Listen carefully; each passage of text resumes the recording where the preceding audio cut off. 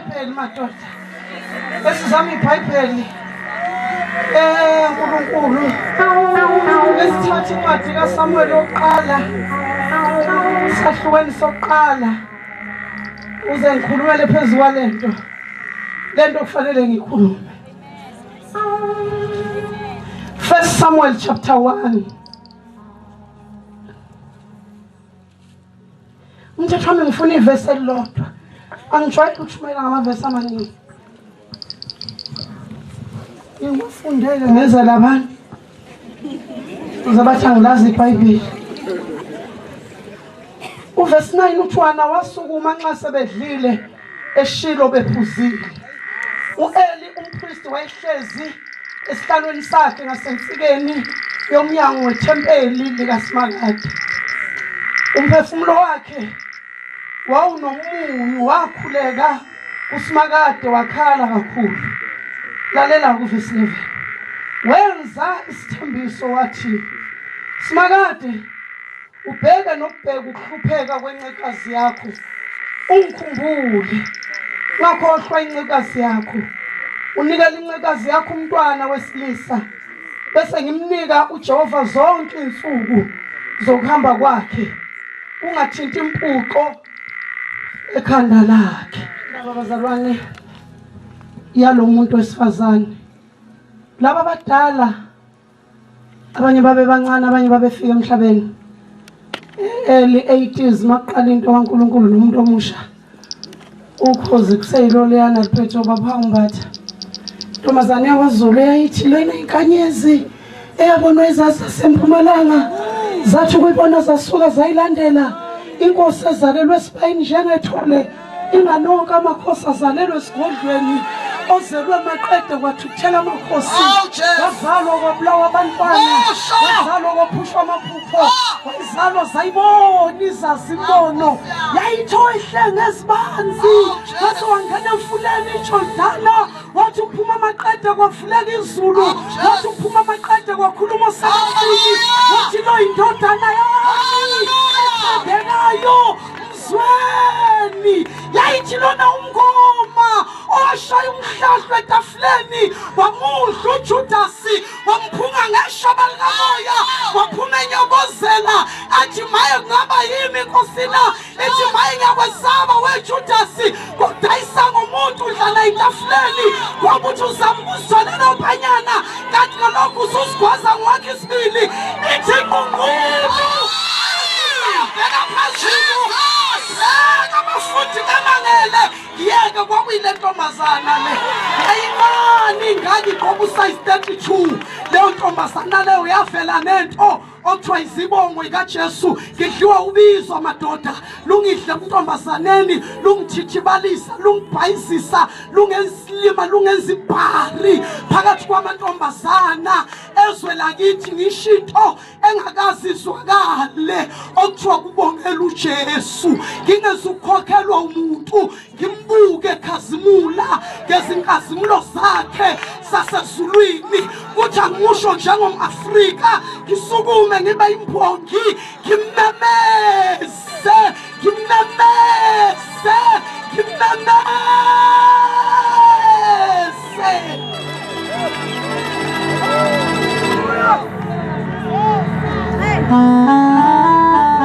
ngiyacabanga ukuthi ngenxa yokuthi lento mama uNthuli yazalelwa eNtabeni ikhivuka nje namhlanje ngoba konke la engihamba khona bayikhalela bathi awu kodwa singake sizwe noma iconsi laleyanto eyake yanyakazisa umhlaba kanqala ukishe clip eMlaza Stadium wakhalisa ngoma eJimistin eGoli safonela ukhosini sathi indumbi isigodlo sonke sobungoma imithi incibilike yabamanzi eminye yafuza impethu sathi lento eshwele ntombazana iphume radioweni yangena entumbeni yayibonisa inamandla lento inamandla lento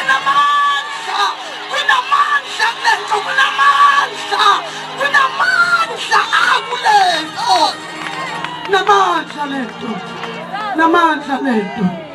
namandla lento siyalwazi lolu daba kodwa nginento eyodwa umoya ingcwele vele wayidropha emoyeni wami mama uNthuli uNkulunkulu ingathi ungazoma lapha phambi kwami.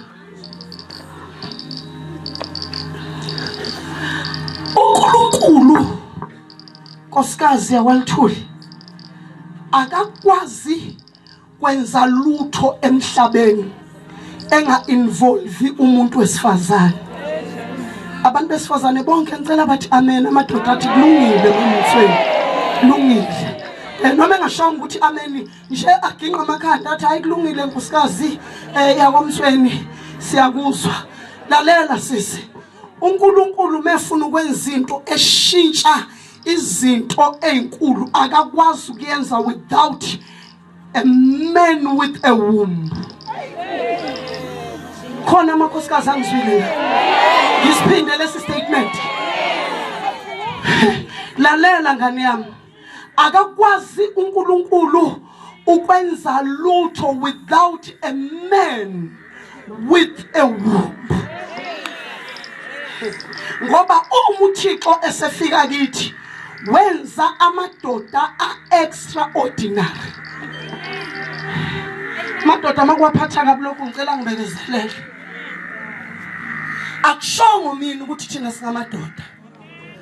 uNkulunkulu eqeda ukwenza umuntu wesifazane, Adam evula amehlo embona uthi uyobizwa ngokuthi uyindodakazi. Leli gama elithi indodakazi lingamagama amabili. Elokuqala liphelele lithi ndoda kube nekhoma. Aningizwanga ngicela amadoda mangavuma athi amen anqakuzise nje amakhanda ngizoba right. Noma engishongo ukuthi amen anqakuzise nje ngizovusa into yomuntu wesifazane la. Athi kulungile mama uMtshweni hamba phewethu siyavuma. Leli gama elithi ndoda mayithi ndodakazi ligama elipheleleyo. Bese igama lesibili lithi kazi elisho ukuthi womb. Ukwazi ukuzala. Because uNkulunkulu efika kumuntu wesifazane wayifuna umuntu ozokwazi ukuzala, a person who can give birth. Kunoma yini izulu elifuna ukuyizala. Sanibonani la eMpangeni kufanele mase kufanele ukuzalwa involve umuntu wesifazane. Kufanele mana lana ngikhulume nawe sisi ngizovusa into yakho. Uma ngizoyivusa dadewethu ke mina ngimfica umuntu wesifazane lele ngesisu ethi kumnyama ngibona phambili ngithi uzobona. Uzoma ngenyawo endiphambili uzolibona. Mina ngizokubamba ngesandla sihambe. Ma uNkulunkulu eseletha umuntu wesifazane uletha isidalwa esi-extra ordinary. Ufaka into phakathi kwale ndoda okuthiwa yiwumbu, okuthiwa isibeletho. Lento inomlingo wokunwebeka. Bakhona abantu besifazane ngapha. Ake nithi amen nje nina ningapha.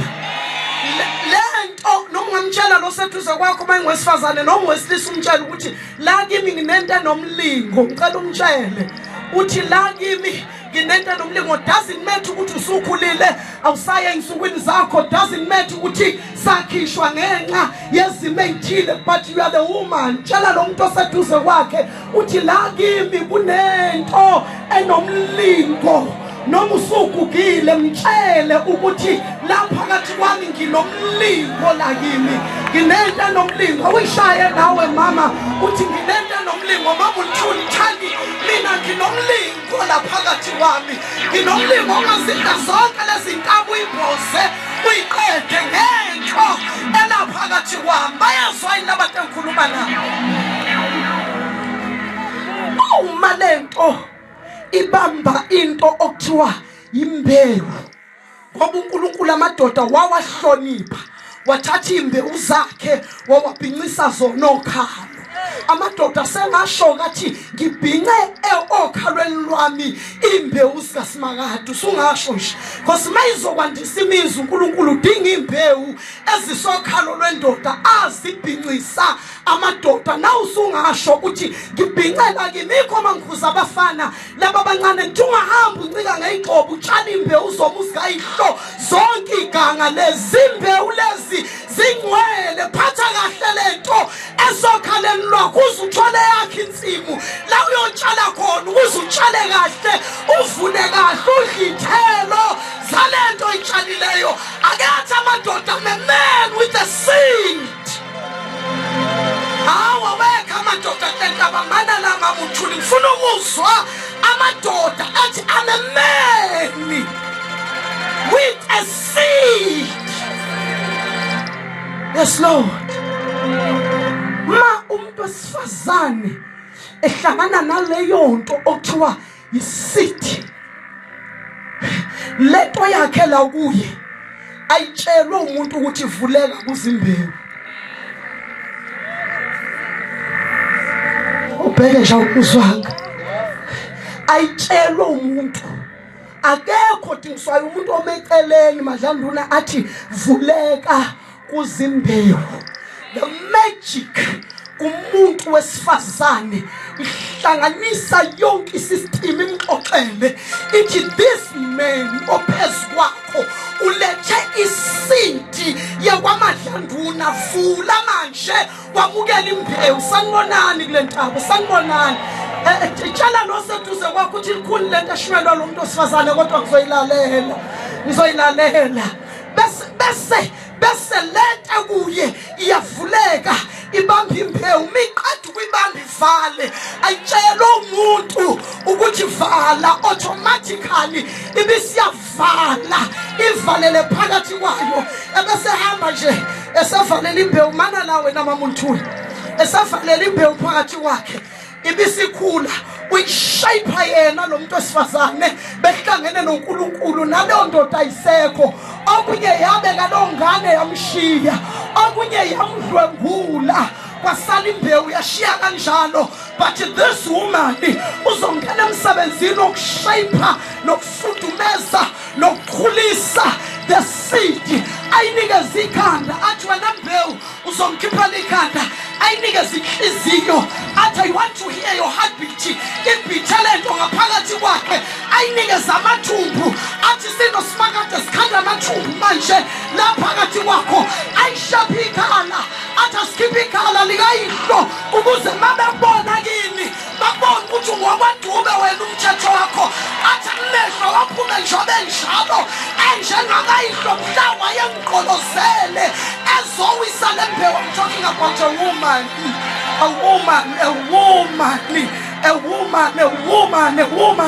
a man with ngiyeke bazalwane sami uzoze ayizwe sinyakaza la kuyi ithi gudlu atshela uyise mayikhona athi awubeka isandla lana baba uyakhahlela umuzwa yena ukhahlela la kuyi makulokhu uqhubeka isikhathi uyibona inyukubala lento umuntu wesifazane inyukubala ihlenga lento phakathi kwayo inyukubala ithi cooking oil nginuka kabi ngathi ngadla ukudla okubilisiweyo ngizwe ngathi ngingadla ukudla okubilisiwe ithwele phela thina sileze ithwalayo angibonge igama lika Jesu ithwele kunalento ezoyideliver kunalento eyithweleyo izovuka ekseni nje nenhliziyo encane ithi ngizwa ukuthi akuphalaze khona into eyikhulisayo la phakathi kwayo ngoba lento la phakathi kwayo ma izodla ukuziphile kufuneka idle kuye kufuneka kudle yena. Sanibonani ngilana mina ngizokondla yena ukuze kudle lento abekwe uNkulunkulu phakathi kwakhe kufanele kudle yena bese kudla umnongwana ongaphakathi kuyena bazalwane ebese uyakhula unikeza ama muscles awunikeza ingqondo. Alibonge igama lika Jesu ulanga phakathi kuyena bazalwane yilento ukusho umuntu wesifazane amen chani amen chani amen chani amen. Umkhulu wami kwakuthi mkhulu wami kwakuyindoda ephanayo makugayiwe kuhlatshiwe kudliwe ekhaya umkhulu wami abukhiphe bonke utshwala kanti phela amadoda azobuya ngakusasa manje akusekho utshwala bese ugogo wami athathe uphiso noma ukhambo lodwa engaliboni umntwana awulifihle enqolobaneni avala. Mama doda efika ngakusasa ekhuleka undaba komkhulu ngathi sagila sami sisalela ekhaya umntwana ahlala ancike ngendlaba eyintandane ethe yangazi ke emadlanduna ngoba ngikukhiphe konke ukudla izolo akusele lutho afike lamadoda azacishe abe yishumi encike ngendlo ezintandane ekhothi imlomo kungekho lutho ewabuka nje ugoge lokho eshibiza inkuku eyalena eshibiza inkuku eyalena edabukisa encike ngendlu ebese biza umntwana ongizalayo athi musavula kule yanqolobana mayivula kulo nqolobana alifice liphihla ukhambo olukhulu olungaka alibamba umntwana alididinge ebese umkhulu wami eze kugogo athi udodile mfoka Buswana hayi madoda bangizwa abantu abakulentaba ngone ngoshumayela ngakithi eshoko athi uswenzeni manje athi udodile mfoka Buswana ikhulunywa kimi leyo nto umuntu wesifazane ngoba lo muntu ophambi kwakhe yindoda gas yindoda extra yindoda enesibeledo yikho ungeke ubone umuzi womuntu wesifazane oshiwe indoda ufa mawucabanga ukufa nje wena indoda hamba kunankinga akunankinga umuntu wesifazane yosala umisa umuzi wakho uhlonishwe emhlabeni ungekho yithina lapho thina asifuna thina ukukhumbula ekhaya asiphunguki thina abazalwane uthe wahamba eGoli akubonga igama lika Jesu mina ngikhulela la kithi entabeni zasengudwini bekuliwa kuliwa impi yeGoli mase kuliwe sanibonani mantombazana mase kuliwe kwasha imizi phelile mayisidlula impi siyamanxiweni siyobheka ukuthi kukhona yini okusalileyo sifica ukuthi kwasha amadlanduna kwaba umlotha masibheka ezikhundleni la kwakuzalela khona inkukhu noma la izayifuka khona sifica ukuthi amaqhuda wabonwa kodwa ikhukukazi zishile ishelephe kweyidleke hayi madoda abazalwana hayi bafowethu wayitelele lento emiphambi kwakho awusho la ukhona uthi hayi man ngiyihlonipha lento emiphambi kwami lento lemiphambi kwami ngiyihlonipha lasayibaleki mama kudekekala abaleki somlilo usithela ikhukukazi la ihlala khona phezu kwamaqanda sihlale sisula amaphiko sisibekela iy'ngane zazo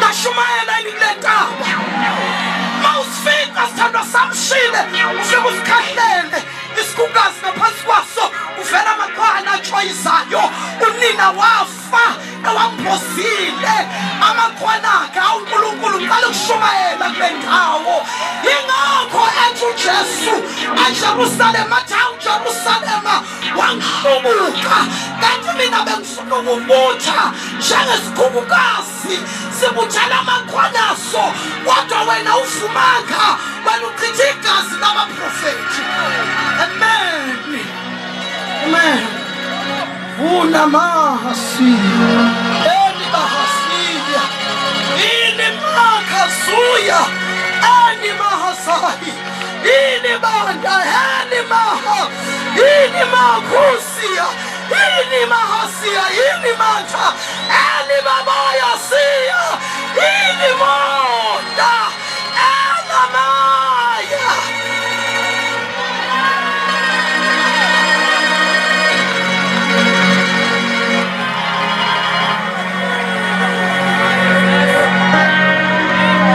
yamantombazana thina iyaphuma yequthango ibuye sekusengasakhulumeki ishwashwatha ithi emadlamini ngathi ngiyaganga kwavela umuntu laphayana bese le enesibelethi yanwebeka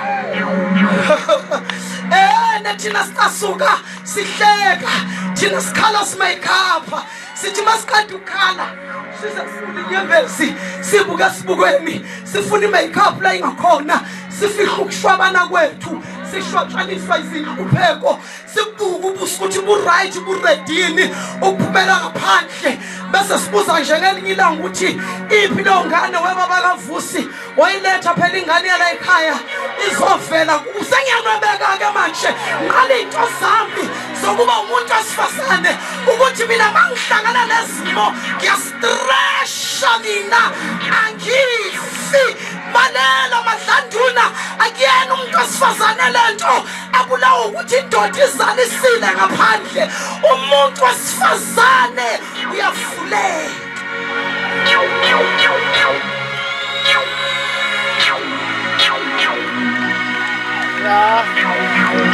Again umuntu wesifazane le okuthoda kwabu bendoda mababulawa ingculazi ingane igcwala imigwaqo. Umuntu wesifazane uyabaqoqa athi sizokwenza njani njoba udadewethu sehambile njena ingane sizoyithini. Athatha ingane kusula amafinyila athi ngizogona lokhu ngibekela kufaka ipharishi kugcoba uvaselina ngikufaka esikoleni esilayiduzane qala intayila ke sokunwebeka usiyanwebeka uthi anwebeka kubhlunge bethi angazi ukuthi ngongcwatshwa ubani awukodwa amadoda abazalwane kusho umuntu wesifazane athi mhlawumbe yikho lokho kungikhumbula kungcwabe kanti okunye ngeke kumkhumbule kuyobhenza izinqe kumshiye angabi nandaba kukhombe kwakhe idouble story lapha yana athi ngiyambonga uNkulunkulu ukuthi ngamkhulisa noma ngikhohlwa a man with a womb. Akakwazi ke uNkulunkulu mefuna ukwenza into emhlabeni ukukushiya ngaphandle ngoba uma uNkulunkulu efuna ukwenza into udinga umuntu wesifazane. Angiyohlala phansi.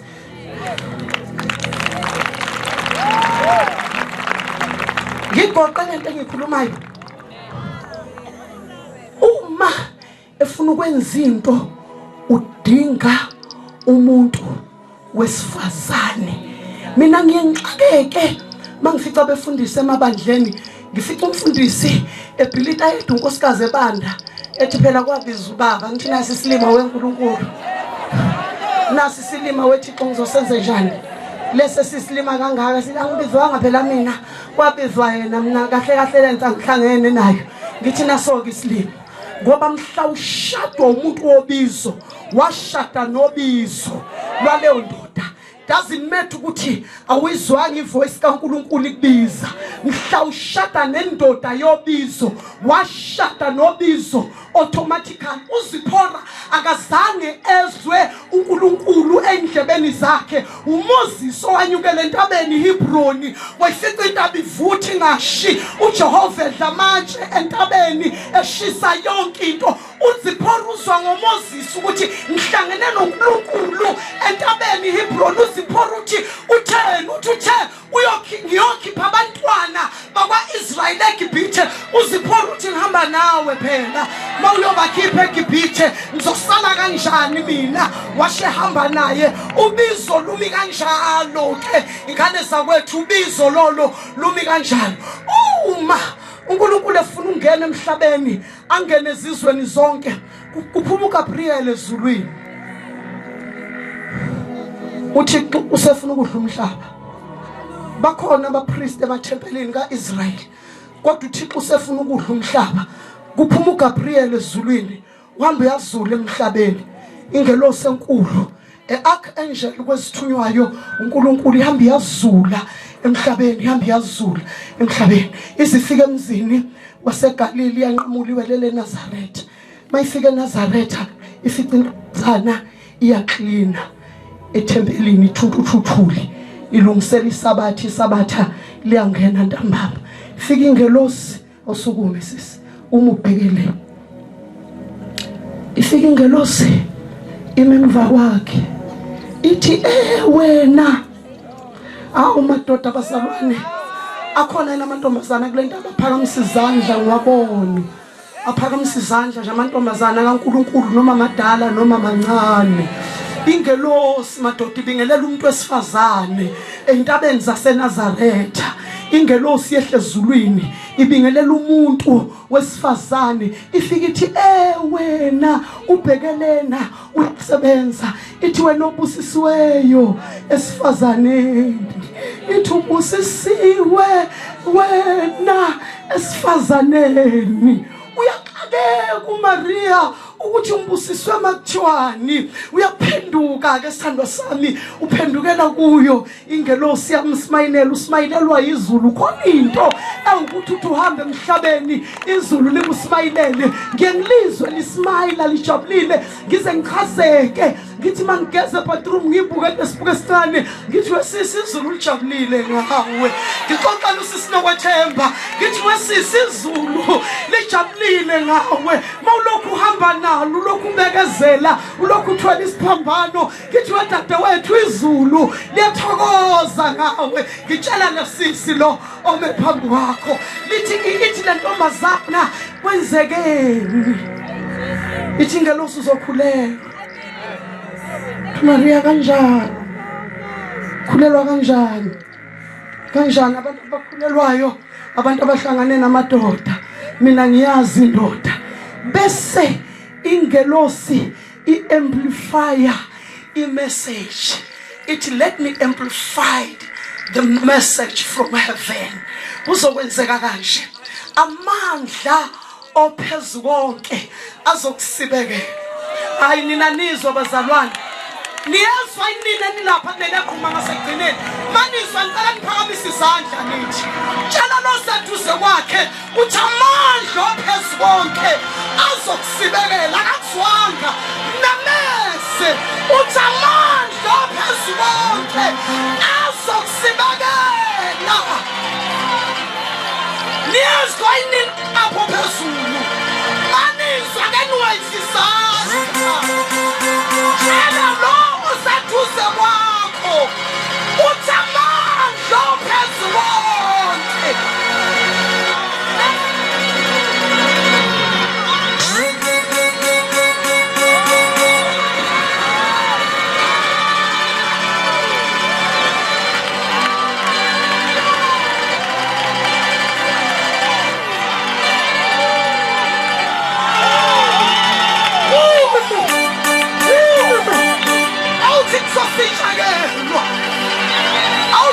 ngizositshakelwa awuthi ngizakule ntaba ukuze ngizositshakelwa amandla ophezulu konke awuthi amandla ulimandla siya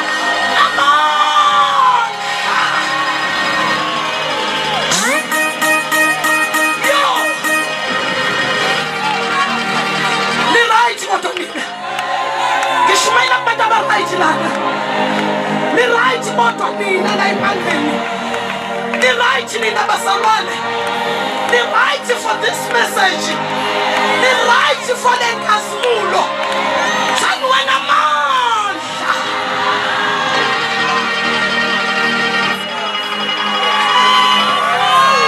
oh madoda oh mafethu oh madoda ngithi bazalwane hayi bafana bakithi hayi madoda hayi waNkulunkulu nayi kasibona isibekana intaba nayi kasibona isibekana intaba nayi kasibona yemposa nale izulu lemposa nakuthixo nkosi intaba nale izulu lihlala phezu kwabantu uNkulunkulu nange ngithi maphakathi kwabantu nanguthixo wamoya ingwele nanguNkulunkulu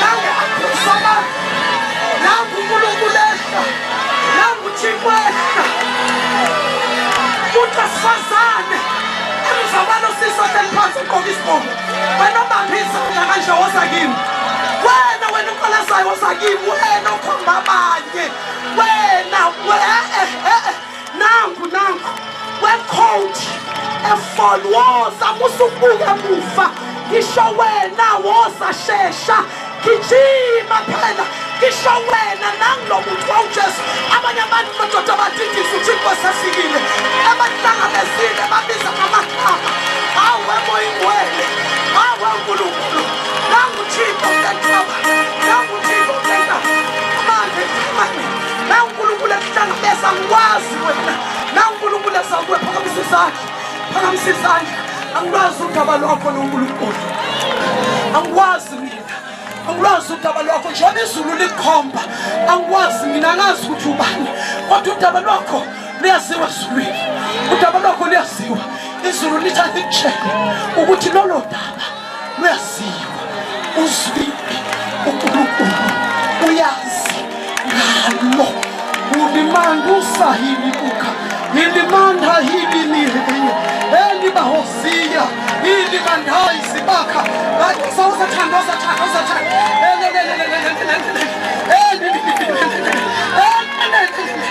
uzela uNkulunkulu, asiyabasibekela amandla, ayabasibekela, nanga amandla, nanga msibelela, nanga.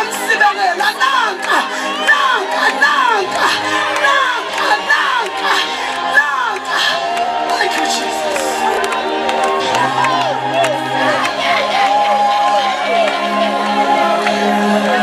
Jesus.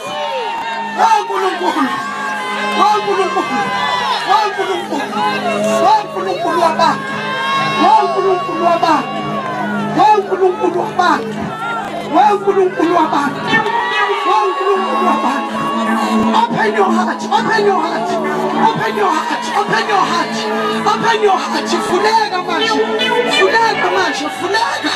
Fulega manje.